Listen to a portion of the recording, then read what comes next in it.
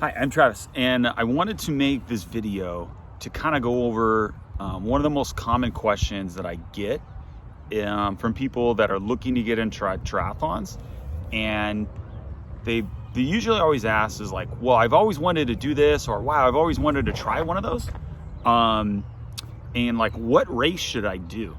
And so normally, like, my blanket statement to pretty much, everyone would be to do some type of sprint race, and kind of like a local race. Sometimes they're in pools. Most of the time they're just kind of usually about an hour and a half, depending on the distances. However, not everyone needs to start out within a sprint distance. You could start out with an Olympic or the half Ironman and then the full Ironman. And if you don't know what all the different distances are, the sprint usually comes out to be a half mile. Sometimes they call it an 800-yard swim or 800-meter swim. They're all roughly about the same distance.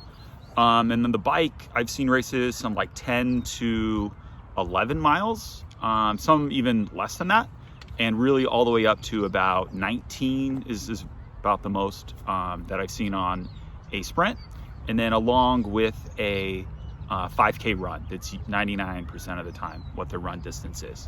The Olympic is always 1,500-meter swim, which comes out to about 0.9 miles.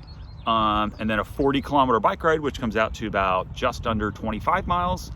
And then the run, a 10K, which is like 6.2 miles. And then you got the half Ironman, basically 1.2 mile swim, 56-mile bike ride, and then a half marathon, which is 13.1 miles. And then the full Ironman, which is basically essentially double everything on the half Ironman. So I've known a lot of people that skipped sprint or Olympic distances and gone straight to a half Ironman. That's totally fine. I personally just did kind of the incremental step where I first did a sprint Olympic with some friends, and basically they kind of convinced me to do it. And then I just kind of every like 2 years went up in distance. You don't have to wait that long. You definitely can climb that ladder much sooner. But that's just kind of what I did, more out of I didn't really know. So the first race is mostly gonna be based on, I would recommend your swimming ability, just for safety reasons. I would say if you can comfortably swim the distance, at least what the distance is, without stopping on the wall, and you get done, let's say in a 25-yard pool, and you get done with that swim not feeling very exhausted and you're just kind of cruising, that would be my suggestion. You do not want to get out there and barely make the swim. That would be a number one safety reason, not very good. There's going to be tons of people around you. You might not know where you are. You might get lost, or swim a different way. There's so many other different things that could happen. And pretty much every single race I've gone to, friends and family that have been there and watching, every single race that I've ever done, they've said, oh yeah, like there was some guys that went into the water and within a minute they turned right back around. I don't know if it was just because of nerves or they thought they could swim and they couldn't.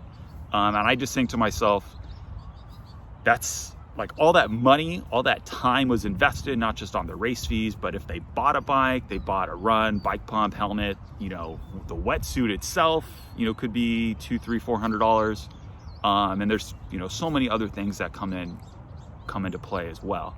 And really the one race that I've done where this was really, really the case, it was in Santa Cruz, the 70.3 that takes place every September. It was a 2-loop swim, and I felt totally comfortable. It was like 12 feet, 10 feet waves, so pretty big waves. And I started out in the front, and on my first loop, everyone knew what they were doing. And on the second loop, there was just tons and tons of people that were struggling. And one guy just got crushed by this wave, And I waited for him to, you know, pop back up. And I was like, "Are you okay?" And he just kind of like gave me this head nod, like, and there was tons of people that couldn't get past the waves, mostly because of, you know, not being able to swim very fast or be able to keep that up. But most of it is really because of like skills of duck diving. If you don't know what that is, that's kind of a more advanced thing. So I would say your first race, you could go with a pool triathlon. I've never done one. It's reverse order, so they go run, bike, and then swim at the end. You could do that, or you can just, you know, find a lake triathlon, or if that's not really available, you could always just find one in a harbor. There's plenty of triathlons, you know, that swim in some type of harbor or protected cove. That is definitely a way to go as well. So yeah, so that's kind of on the triathlon. Don't be, it just breaks my heart when I see people that do a triathlon, get ready for it, you know, spend 4, 5, 6 months to do a race, and they can't, you know, their day's over before they even complete the swim, which is just terrible. So yeah, that would be just my suggestions on your first run, how to plan it. And yeah, so that's coming out. And the next video is going to be about, for your first race, how long should you train, how many times a week, and all those types of questions. Thank you.